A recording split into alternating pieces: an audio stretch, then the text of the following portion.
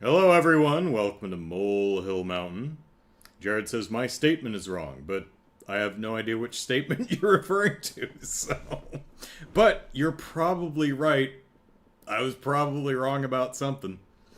So tonight, podcast. I don't know what 171.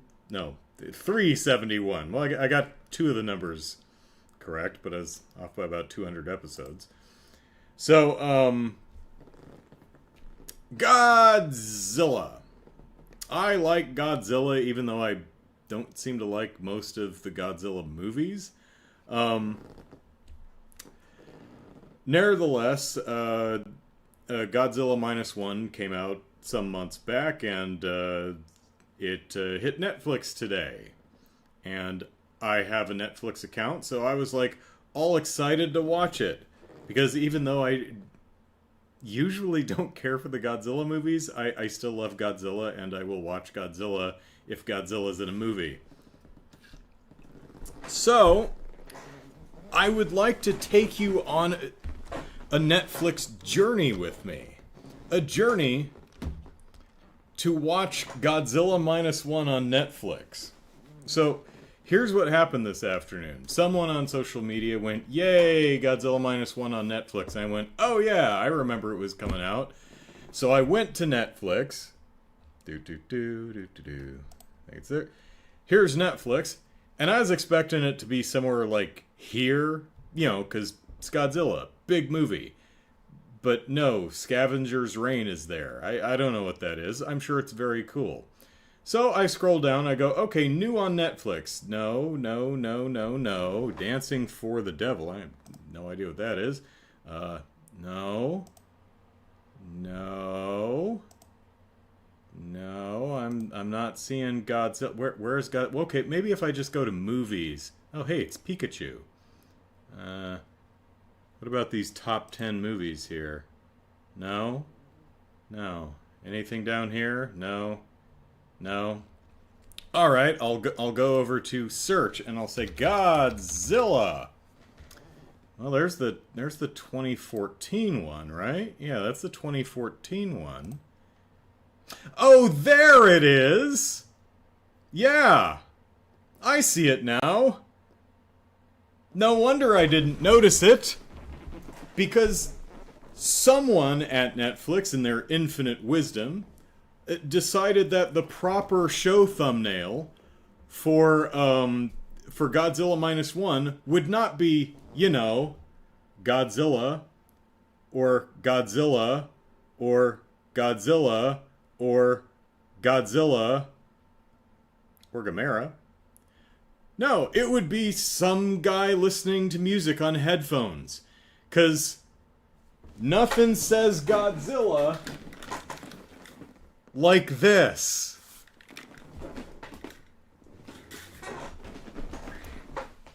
So, well, Godzilla Minus One is on Netflix. They're just using a very, very, very incomprehensibly stupid thumbnail for the film.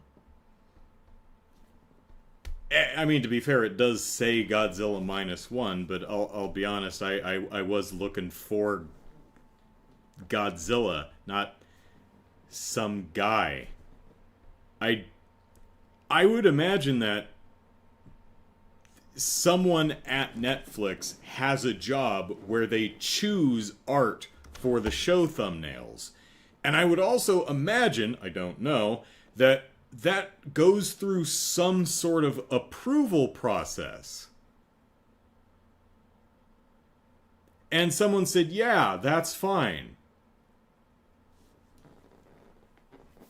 And maybe there's an argument to be made that's supported by very compelling evidence that this is the correct art to use for the show's thumbnail.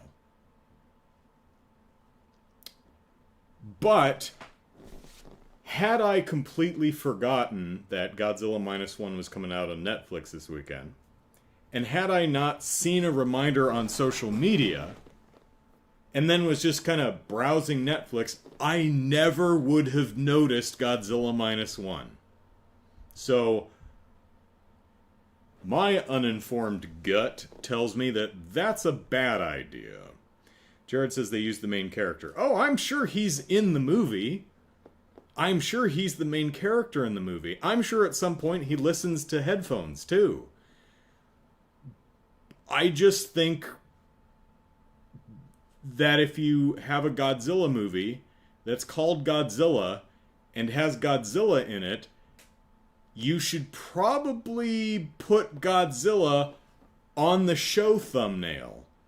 Because when dipsticks like me go looking for Godzilla to watch Godzilla, I'm looking for Godzilla. And again, it does say Godzilla Minus One on the thumbnail. It's not like the title isn't there, but yeah, odd choice. Maybe it serves them well somehow. Hello, Chicago. It's all done by AI. AI picks the thumbnail, and the AI supervisor approves it. You know, wouldn't surprise me. It's like some algorithm is... Because I've often... And you've seen in my debut reviews how I'll often rail about the show art used. I'm like... It's like this random... I think... What was the last one I was complaining about? I think it was one of the animes. It's a really popular anime that I didn't get it. A Demon Slayer. It was just like this random dude in yellow in an odd pose. It literally feels like some dumb algorithm is grabbing a random screenshot, and it's like... You realize they make show posters for these, right? Just use that. Just use that. Why are you doing some random screenshot from the middle of the show? Doesn't make any... I'm sure there's a reason. I'm sure there's a good reason. Because it's cheaper. And that's probably the answer, but... Chicago said, I could see if they put some news about Trump in the thumbnail. It's just a prison sale.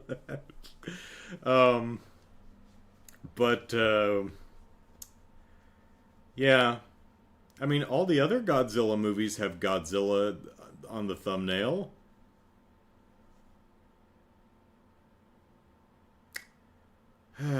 I'll cut Skull Island. You can see it over here. Let me put the... Here's Skull Island. To be fair, the show isn't about King Kong. It's about this person and a couple others trapped on Skull Island. It's still not a good piece of art to sell the show, because if this doesn't mean anything to you, this is just some angry woman with a stick. You know, that doesn't do anything, right? So... But what do I know? Probably nothing. Chicago said I just wanted to throw that out there because that news made my weekend. I mean, it's definitely moving in the correct direction. Sentencing's I think July 11th, and as I pointed out on Twitter.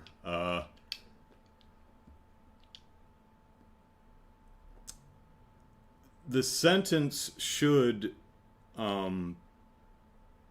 broadcast to everyone not to do that shit. You know, you don't falsify business records to influence an election. That's a big no-no. But if we show the consequences are the American justice system, if we show that the consequences to that are probation, or some fine, or even a very short stint in jail, every other corrupt, malfeasance-loving jackass in the future is going to go, oh, so it only costs, this is the cost for trying to do this. Well, okay, I can scrounge up a lot of money to cover the fines, or probation doesn't mean anything, so it's important that the sentence actually makes doing this an undesirable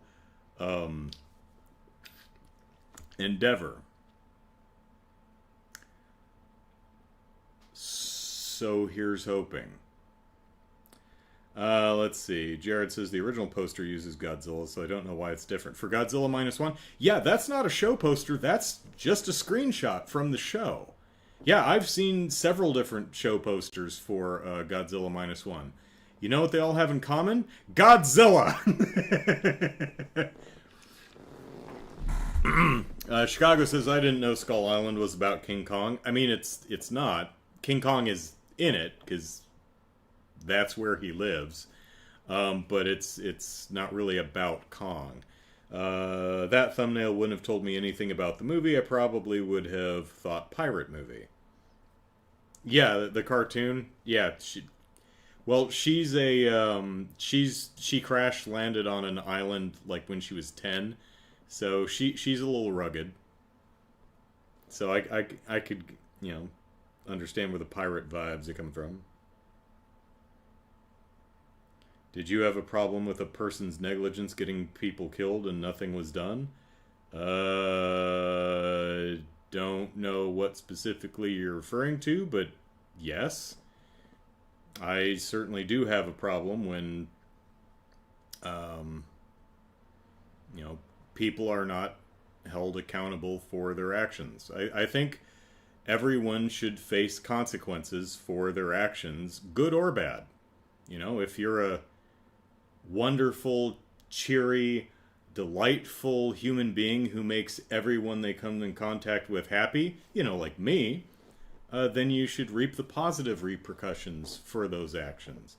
However, if you work to, harm other people to bolster your own position or fame or power or bank account or whatever, I think you should face the appropriate negative repercussions for those actions. So,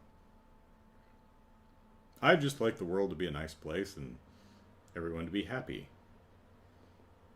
But not at the expense of, other people's happiness, obviously. So,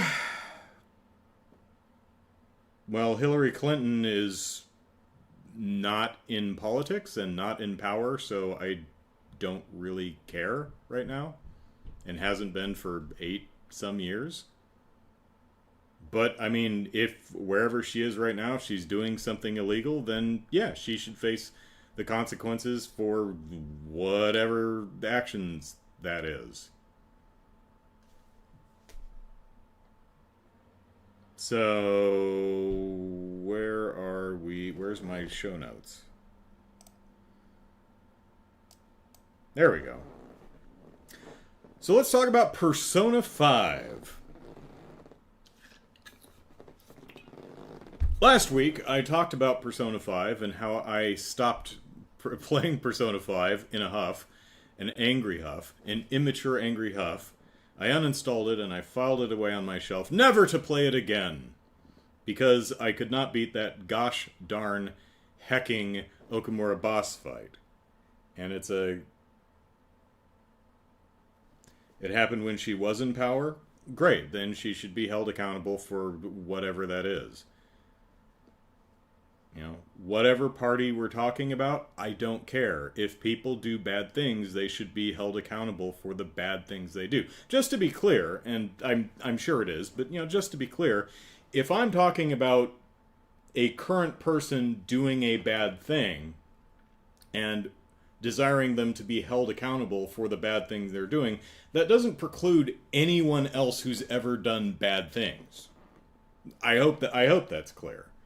Like, even people who have since essentially gotten away with it, well, what about this person who did the bad thing 20 years ago?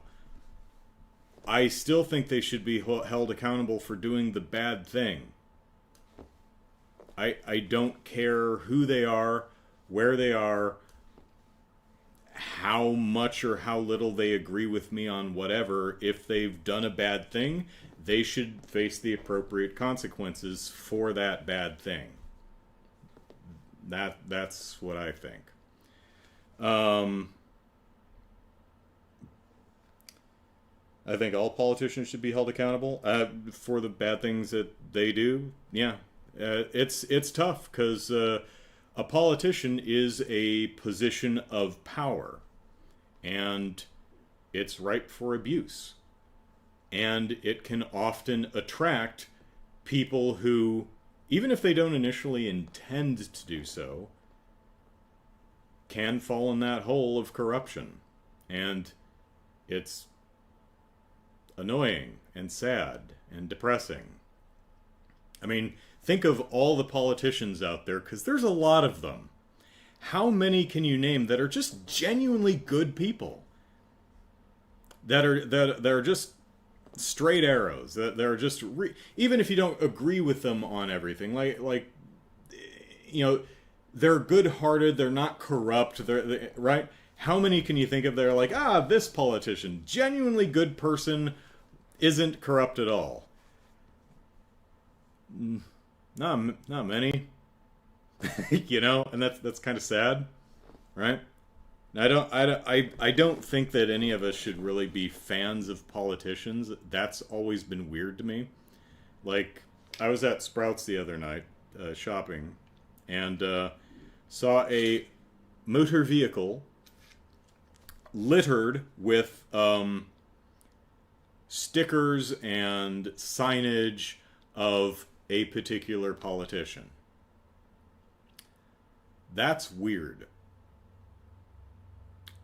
Decorating your car or your house or your person in politician merch is weird. You're weird if you do that, says I. With a couple exceptions, like if you're that politician, okay. If you work on that politician's campaign and you're actively campaigning for them, okay.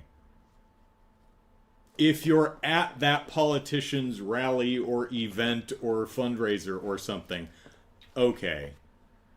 But if you're just going to the grocery store wearing a hat or a shirt with emblazoned with a particular politician's mug or name or logo, to me, that's weird. Being a politician fanboy, that's weird to me. But that's also just me, so.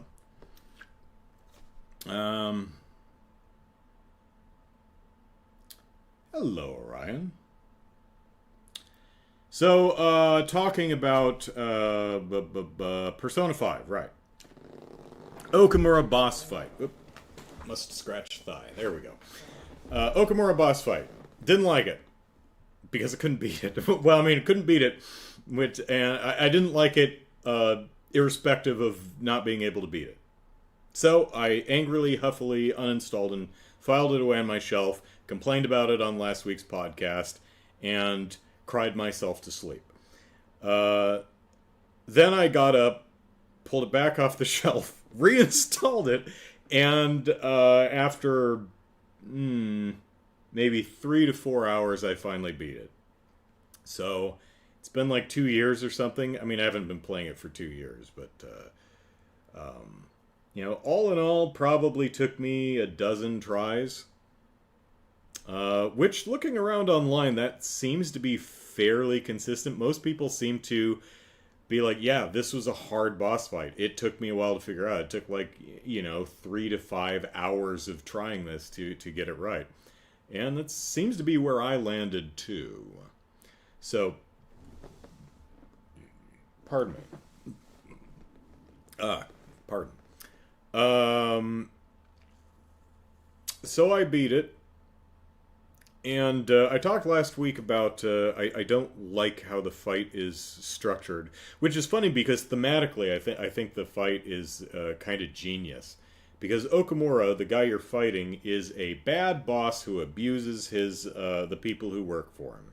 He takes advantage of this imbalance of power and exploits the people who work for him to enrich himself at their own expense, like their literal health. And this is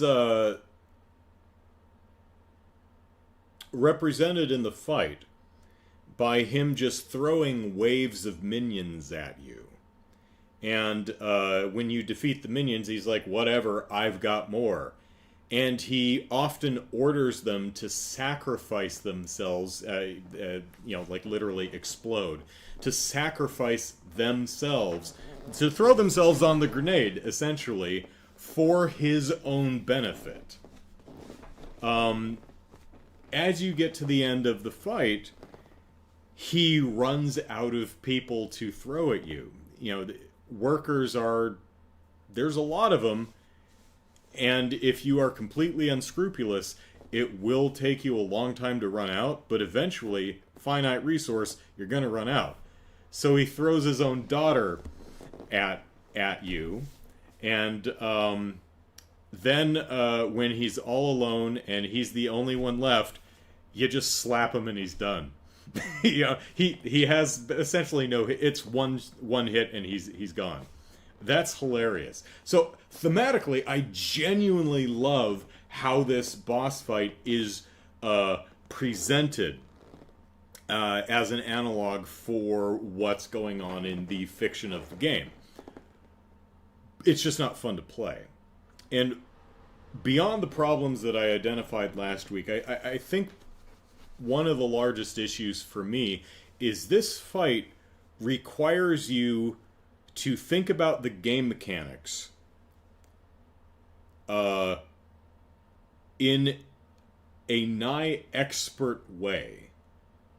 A way in which no other encounter in the entire game, and this is about like 80 hours into the game, no battle, no encounter from scrub to boss fight has ever required the player to have a thorough understanding of the battle system and how its mechanics play into the various item usages, all of it. You need to use all of your tools efficiently or you're not going to get past this fight.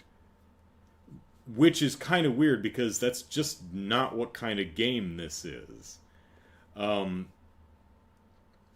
I got through it. Chicago says, great, now all I can picture are the minions from the animated film in Persona 5, yeah. So, okay, got through Okumura. Great. Now I can play the rest of the game. And then I remembered that Persona 5 is not a game you predominantly play. Because, and I've complained about this before, after you beat Okumura, after you beat any of the bosses in any of the palaces, you then have to just sit around and wait until they have a change of heart. And in this case, it was like a week or so. And then he had a change of heart, and then he dropped dead. With black goo oozing out of his eyeballs. So it kind of sucks for him. I mean, guy was not nice, but he did have a change of heart. That's one thing I like about, one of many things I like about Persona 5, is all of the bad guys that you change their hearts, they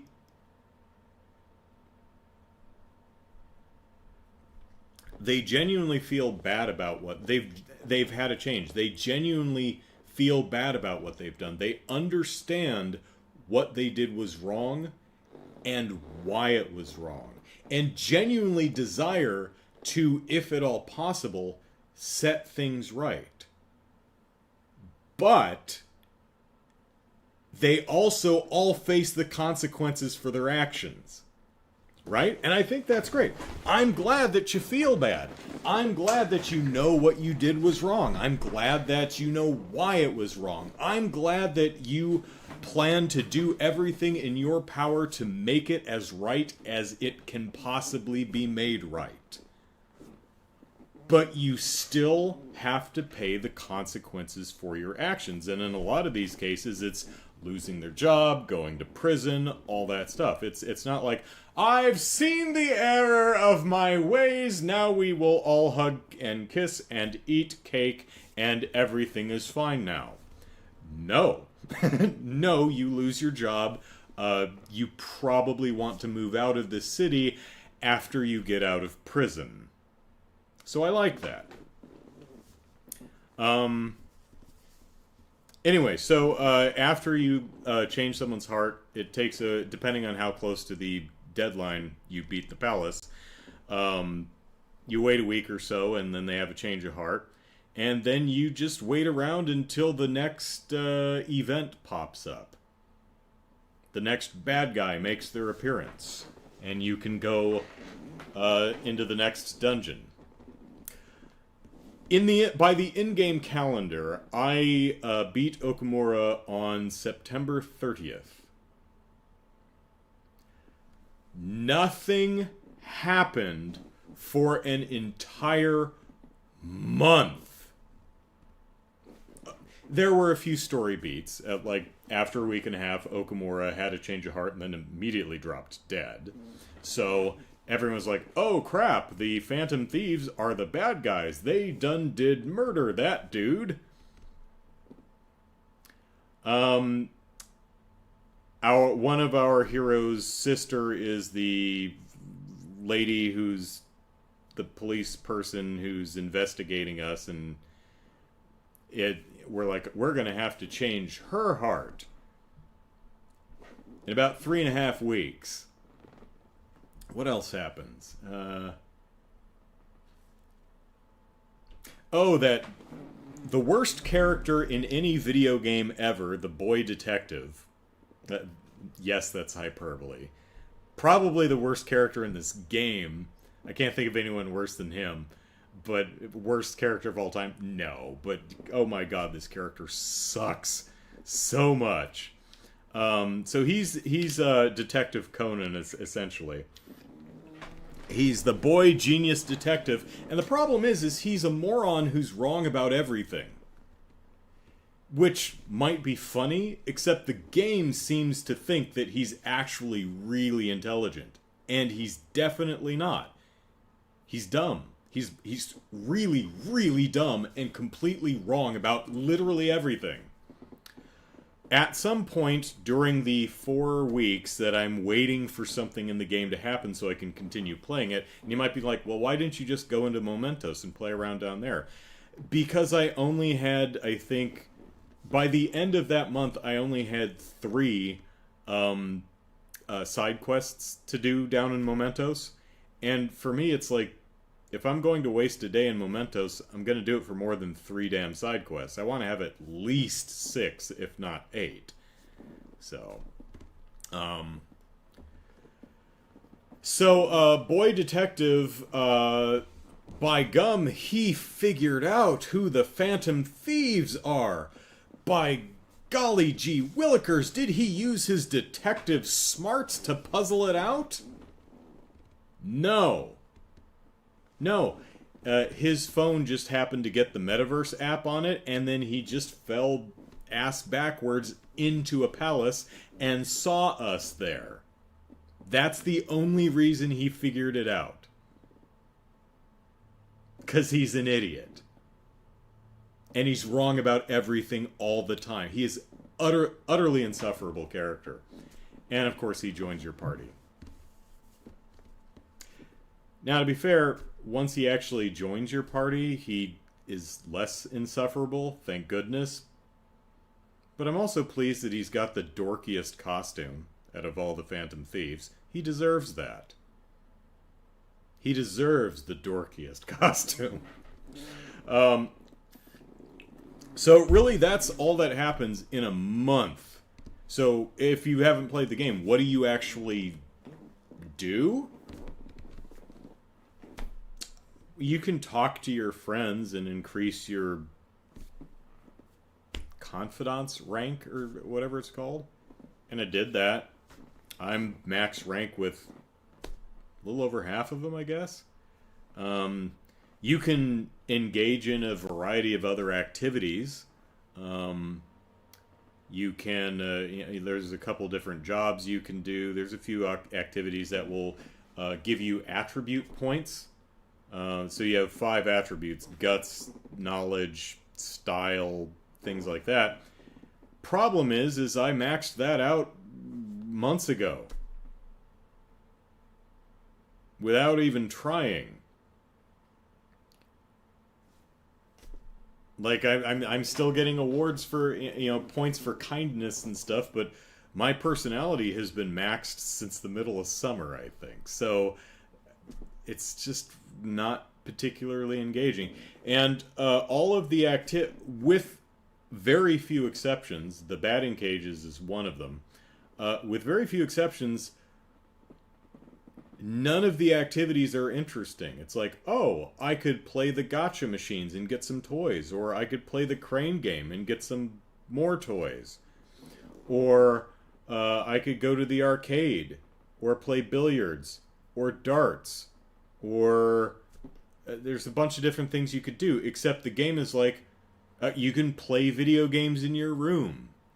And almost all of them are presented as, not as mini games like they are in the Yakuza games. It's just, and your hero did the thing. Here's some points to your personality.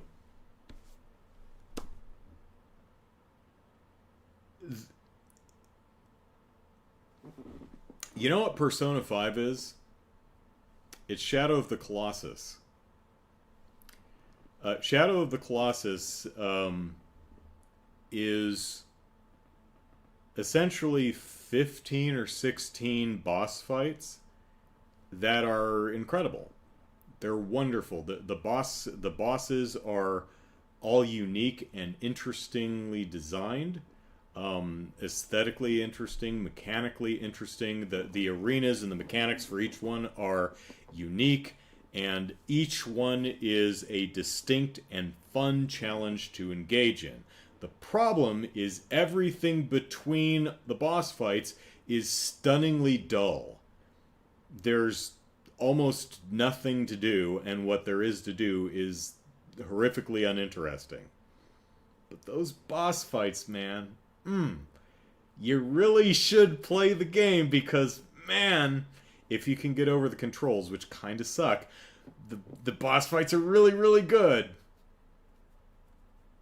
At least the PS3 remaster, that's the one I played. I don't know if the PS4 remake made the controls better, because our hero, Wanderer, whatever his name is, he kind of has the Uncharted 1 Nathan Drake problem of sometimes he'll like jump in a direction that's not the direction you were pushing on the control stick. That's frustrating. But yeah, I see Persona 5 in kind of the same way. I love the palaces, essentially the game's dungeons. They're phenomenally well thought out, well designed, aesthetically distinct and interesting. The battle system is wonderful. I love the mechanics. As you increase your confidence rank with all of your various friends, you are often awarded essentially new skills. So this Persona 5 has some of the best skills I've ever seen. Because you think it's like, strength buff, defense buff, right? Hit harder, be able to withstand more damage. No, really cool stuff. Like, now you can make better curry at the shop, which you can feed your friends to replenish your health and magic. Now it's easier to convince personas to join you by sticking a gun in their face. Brand new. It adds brand new mechanics, not just you have more strength. Really, really wonderful. The monster design is hilarious. My favorite is the one that's sitting on a toilet. That's just the. Yes, it's crass. Yes, I'm immature. I like the one on the toilet. It's very funny to me. So I music. The presentation from this game has like the most attractive menus and menu transitions. They're just slick and cool. The music is phenomenal. Everything else in the game bores the hell out of me. It's like Shadow of the Colossus. I hate everything between the colossi. I don't want to. It's like you stick your sword in the air. You're like, okay, gleam of light is that way, and you just go that way until you find the monster, and there's nothing to do. I think someone's told me there's lizards you can collect. I never saw any, so I don't know where they are. I don't know how interesting that is either.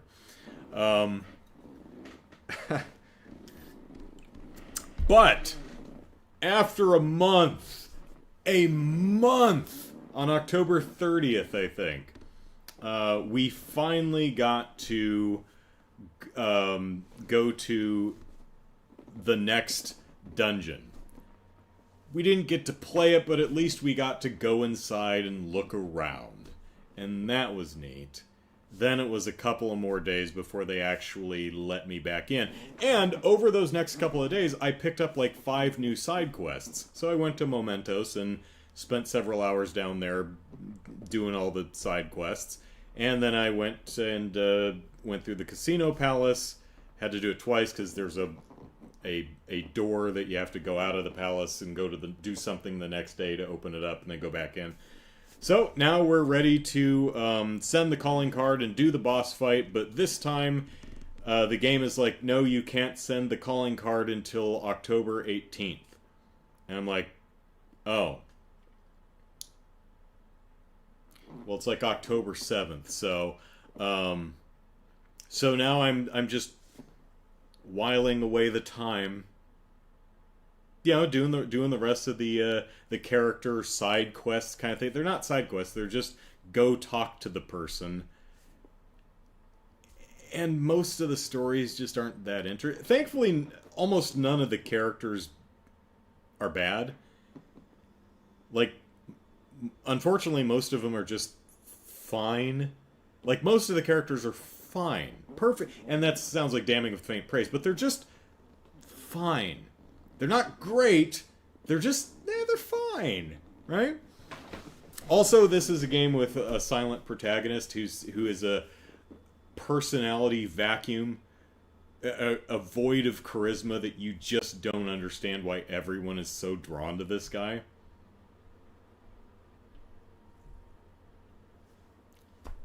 I mean, imagine if, imagine the Trails games, right? Would those games work as well if Estelle was a silent protagonist who was completely void of personality? Or Lloyd? Or Kevin? Or whoever the protagonists of Cold Steel are? And don't tell me in the chat. Let's see. Chicago says, do you work on relationships with NPCs? Yes. Actually, several of the characters you can enter into a romantic relationship with. I just told them all no. Usually because it's horrifically inappropriate. Like, one of them's not just an adult. She's my teacher. So, yeah, that's weird. Although I still keep inviting her over to my house to give me a massage and make coffee in a low-cut maid uniform. I also have her do my laundry so I can do other things. Kind of a weird game. Luckily, Futaba, who I think's even younger than I think she's like 14. I haven't gotten all the way through her thing, but hopefully she's not an option for a girlfriend, because not all of them are. Most of them are. None of the dudes are. So I don't know. We'll see. I'm just telling them all no. I actually don't know what the point of being in a relationship with any of the characters are. But I'm also not really feeling... I'm just talking to him and just kind of blankly nodding. I feel like Link, right?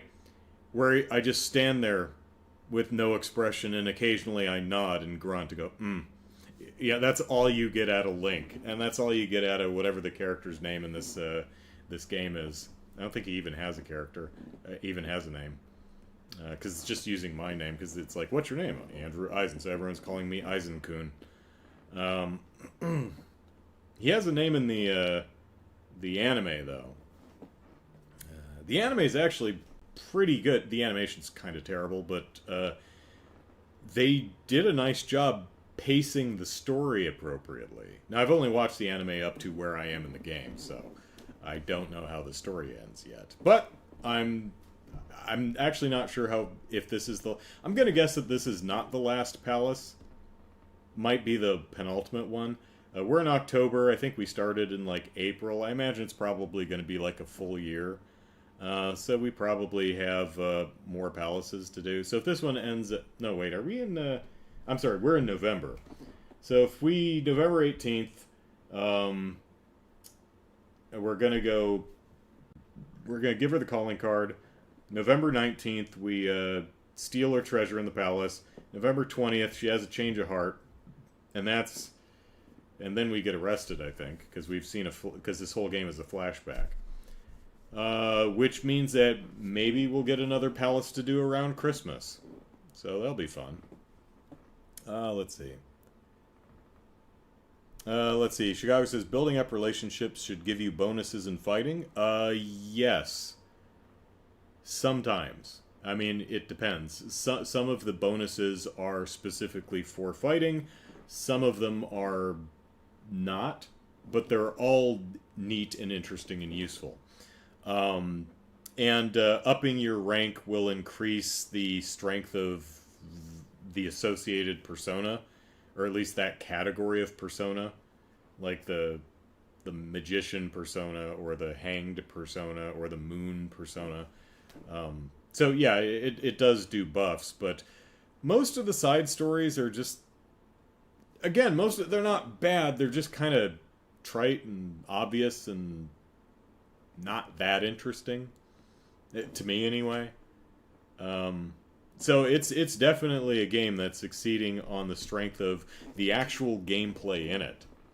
I'm about 90 hours in, and I think only if... You know, the criticism I levied at Metal Gear Solid back in the day is it's a 6-hour game with 3 hours of gameplay. And it's great gameplay. But the other 3 hours are all cutscenes and codex conversations. And some of them are actually really interesting and really entertaining, but there's just not enough game in the game. And I have the same problem with Persona's even worse. It's I think only 20% of it is actual gameplay. And the gameplay is actually... Well, the palaces are phenomenal. Love them, love them, love them. Mementos is a randomly generated dungeon, and it's boring. It's visually uninteresting too, because there's like multiple levels to this thing, and it's not, the multiple levels look exactly the same except for essentially a color filter. You know, there's the brown one, the purple one, the pink one, the green one. They do get decorated there's a slight difference to some of the decor, but mostly everything just looks the same, just a different color filter. It's really boring. It's a shame, really.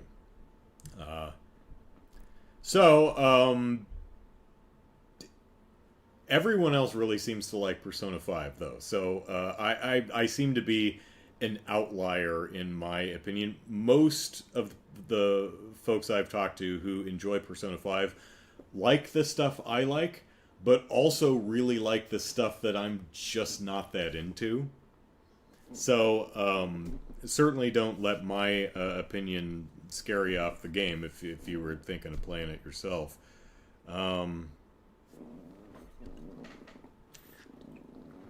Nevertheless, looking forward to finishing it.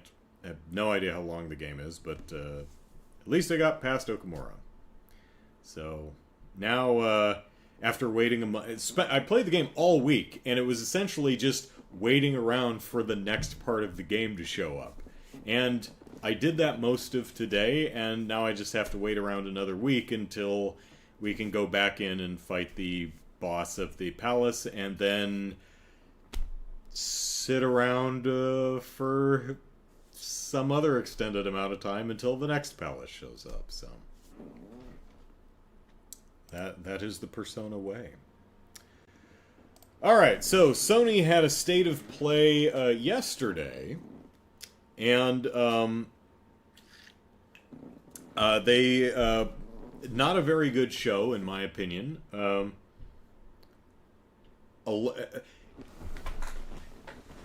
biggest problem with the show I had is most of the games just didn't appeal to me, and that's a me thing. It wasn't really with the presentation. A lot of very rarely did I go, okay, what's the game though? Although there was some of that. The first thing they showed off was a 6-minute animated movie, which was kind of fun to watch and entertaining, but I'm watching it going like, okay, what's the game? Is it an Overwatch clone? And they have this probably pretty expensive 6 or so minute fully animated vignette that has almost nothing to do with actual gameplay. And then I'm like, great, what's the game? And then they brought people and like, hey, we're doing an Overwatch clone. I'm like, oh, it is an Overwatch clone. Okay.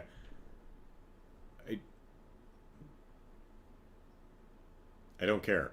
So, but there was another game where you play a gal and you play dress up. So it looks like a Stellar Blade, except no blades. Same amount of dress up, just less hack and slashy. Problem with that one is it wasn't clear what the actual game is. It looks nice. It's got a lot of fun outfits, but I'm not clear. And it's apparently an RPG of some sort. It's a fashion RPG. Great.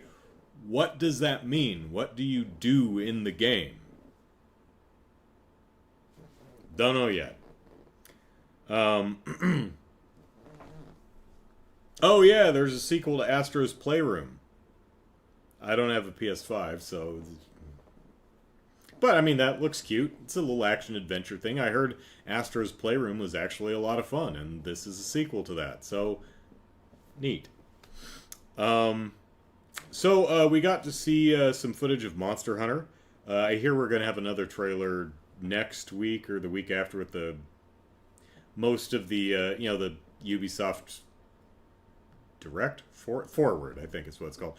The Xbox show, the PC show, the Day of the Devs, Guerrilla Games, Cuddly Games. Cuddly Games? No. Comforting Games. Cozy Games. All those shows, I think, are next week or the week after. I think we're going to get another Monster Hunter trailer. This Monster Hunter trailer was not very good. I read the PlayStation blog entry on Monster Hunter Wilds, and that made the game sound a lot more interesting than the trailer. I just don't think the trailer did a very good job at communicating what it was meant to communicate. So, something that wasn't exactly clear in the video to me was the Palicos, the little cats, they're fully voiced now, which is not that out of the ordinary if you played the Monster Hunter stories, except what is that character's name? I forget, but the male Palico in Monster Hunter stories is actually the worst character in video game history, and one of the reasons I was like, nope, no, I'm not playing this game. I can't play this. I can't stand this character. The name starts, I think it has an N in it.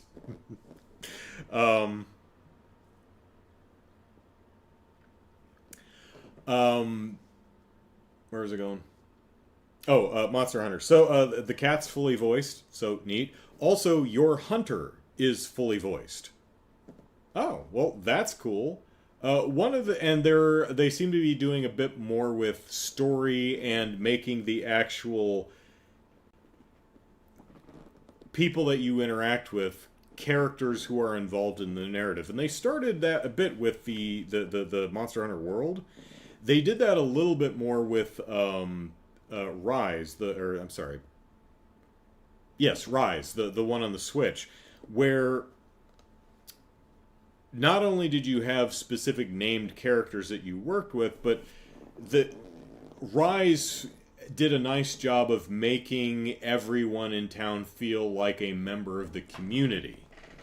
And I think that's the direction they're moving. I think that's a fine direction. I also like the fact that your hunter is going to be voiced. I don't know if they're gonna. It's just minimally voiced, and they're gonna do like 4 male voices and 4 female voices or something like that. Because you can still apparently completely customize your hunter. Not sure how they'll handle it. That's a lot of voice work to. It depends on how much dialogue the hunter actually gets.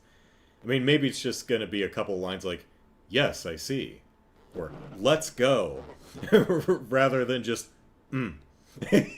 Yeah, the nod and the grunt, the polite nod and grunt that we're all used to. What's your opinion of the handler? Don't know if you've said anything about her before. The new one. She's fine, I guess. We didn't really get enough about her to say one way or the other. I like her character design is fine. The Smithy, Gemma or something.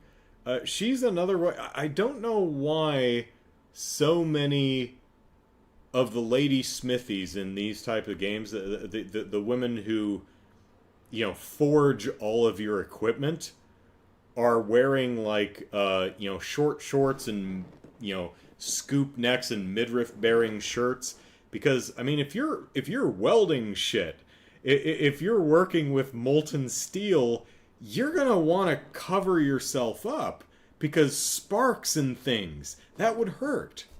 I'm not saying don't dress like that in your own time, but, when you're actually in the furnace, you're probably going to want to put on an apron. But we've got the Smithy in this game. We've got the one from one of the Devil May Cries. We've got, what was the other one?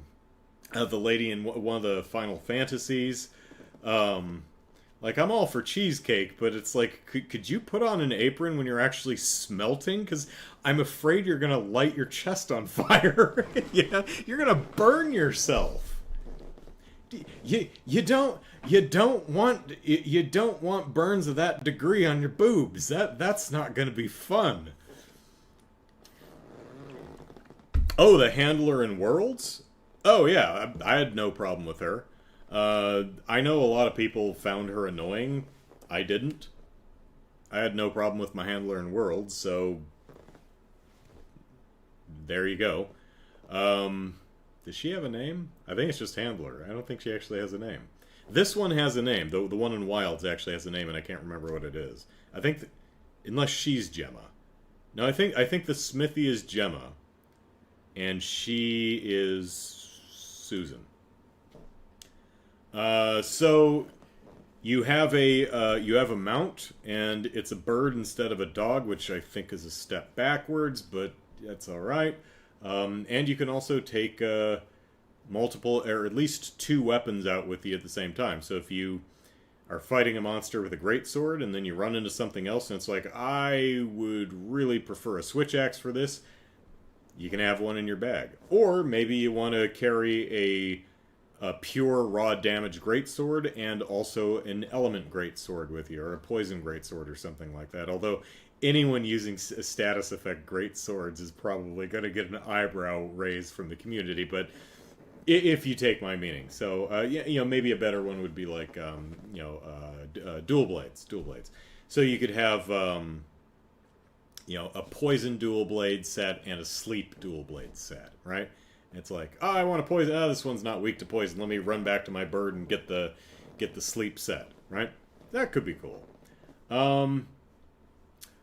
I don't know that this first area that they're showing off is like the best area, the best foot forward, because sometimes it's like vibrant and pretty, and it's got like striking yellows and browns. It's kind of a grassy savanna, but other time it's just a gray dirt ball. And they're trying to show off, oh, you can have these big storms and stuff. And it's like, cool, but this is visually uninteresting for this short trailer. It just looks kind of desolate and gross. Another bit of flavor text I liked is, in the trailer, you see your heroes walking through a field, and it's like, oh, hey, look at the dinosaur with the big spiky back. Isn't that neat?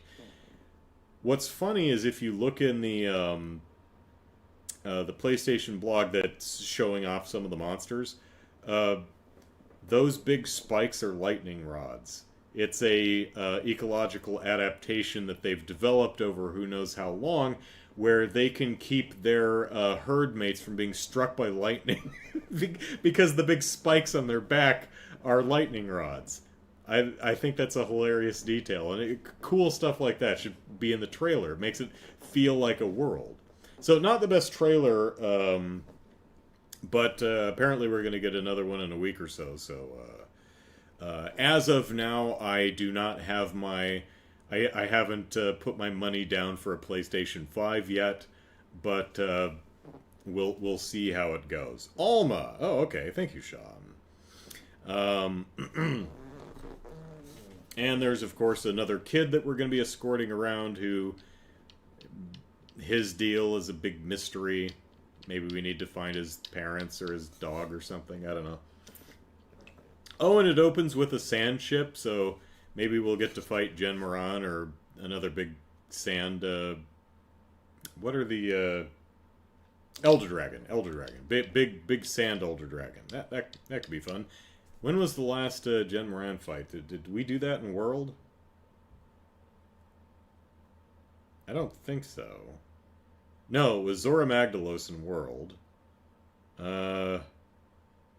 Rise, I think the events were just the siege things.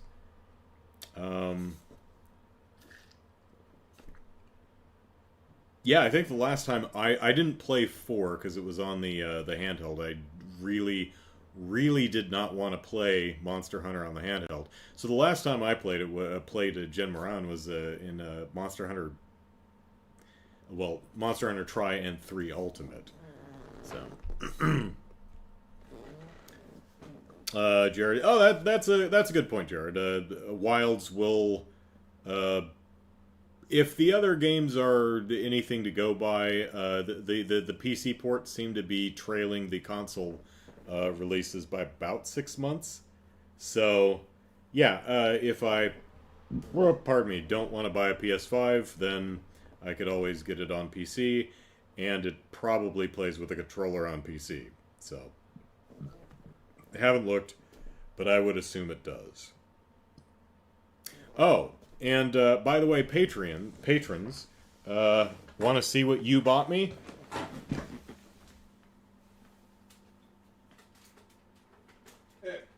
No, there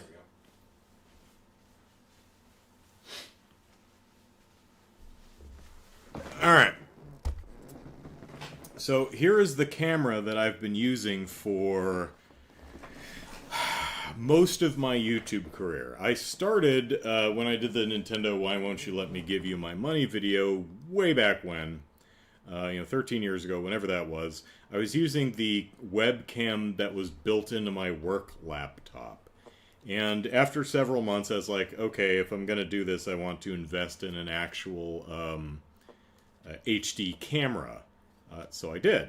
And that's this little guy. I've been wanting to get a 4K camera for a while now. I was going to pull the trigger on it last year, but my hard drive crashed, and I spent well over $1,000 fixing it. In the Patreon, how I spent my Patreon money video I did a month or two ago, the story's there.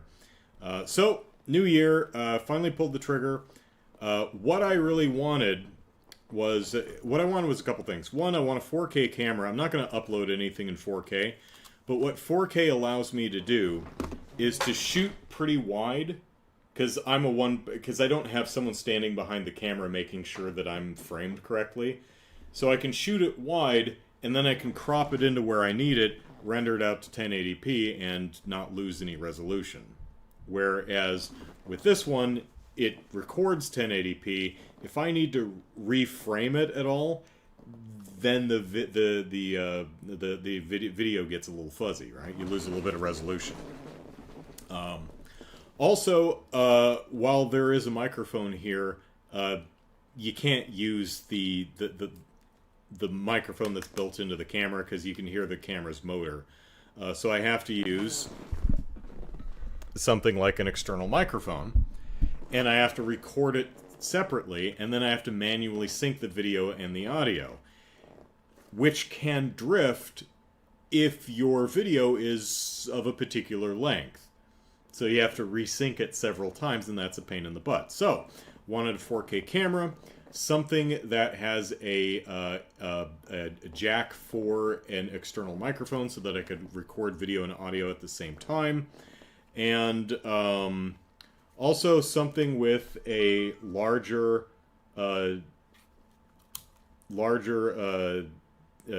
display. So, because if I'm sitting on the couch recording something and something's like popping up from the bottom of the frame, like the microphone is in the shot, it's really difficult for me to see on this thing just because it's so small. And also, if I'm recording a scripted video and using a teleprompter, this is flipped around anyway, so I can't see it at all. So this is what I bought. You'll notice it's significantly larger. It has a, I haven't tried this shotgun mic yet. I'm gonna record using both this one and this one and see what the difference in sound is. But, you know, it plugs right into the camera on the side here, so I can actually record sound and video in the same file at the same time, so I don't have to worry about syncing it. This is also a 4K camera, so we can do that. And also, much bigger screen. So you can see the difference here. Yeah. This is a 4-inch screen, so that's going to be really helpful. So, thank you, patrons, for buying me a camera. Probably the first video I'm shooting with that will be my debut review for the new Star Wars show, which I think comes out this week. The difference between the two is Lindy, yeah.